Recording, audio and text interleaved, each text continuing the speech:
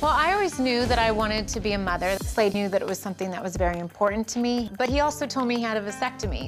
I'm now 36, going on 37 next month, and I was starting to get scared. Her ability to produce eggs and conceive begins to drop off quite extensively. We just decided that the in vitro was a much more quicker way to make things happen for us.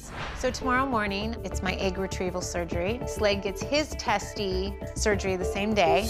We're going to be doing a sperm extraction directly from the testicle. There'll be typically thousands of sperm within that small tissue. Now I'm going to pass this off to the embryologist, and now Gretchen's up next.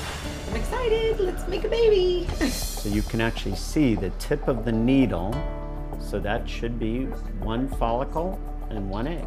First two for Gretchen Rossi. Today we got 19 eggs. Later today we're going to take the sperm, fertilize those eggs. Tomorrow we're going to know how many are embryos. Please welcome Gretchen Rossi, Slade Smiley, as well as their doctors, Dr. Aaron Spitz and Dr. Brian Acasio, to the show. And you don't see her here on stage, but Dr. Ashton, she's actually in New York City today. She's going to be joining us via Polycom for this discussion as well. Obviously, you know, became very invested in this journey just watching that tape piece and seeing you go through the IVF process. What updates do the two of you have for us? So it was very exciting that day because I came out and I heard that I had 19 eggs, and we really thought we were going to see 14 to 15. I had 19. It was so exciting. And then the next day, we found out that 14 of them fertilized normally, and so we were just super thrilled, and everything looked like it was going just perfect for us. And then day 3 came, and they said it looks like 5 of them are almost perfect, and things were going great. Unfortunately, on day 5, we received the news that they weren't progressing the way that they should be. And on day 6, Dr. Acasio called us, and he said, we don't have very good news. Yeah. Everything had arrested, unfortunately. So we lost all the embryos.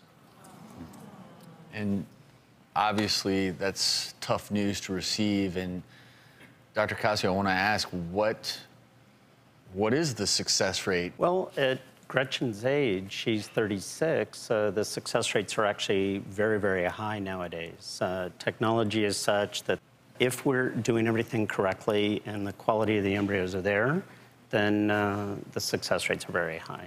And I understand there was one slightly off element of the protocol, Gretchen, in terms of when you took a certain medicine?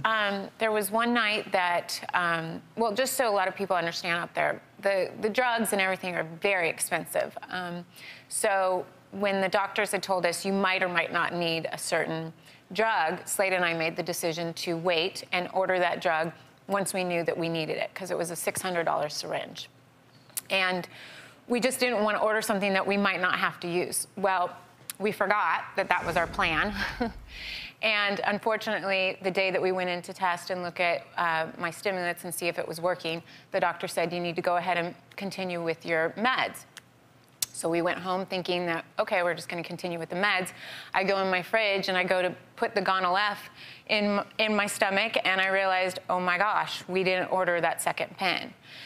So we did miss one of the meds by like an 8 or 10 hour period, because the next morning we went and they had an emergency pack, and so I put it in after the 10 hours. But so yes, that we did miss that time frame. And most people, I'm assuming even you, were like, oh, okay, well, we just missed this by 8, 10 hours. Is that a big deal in this protocol?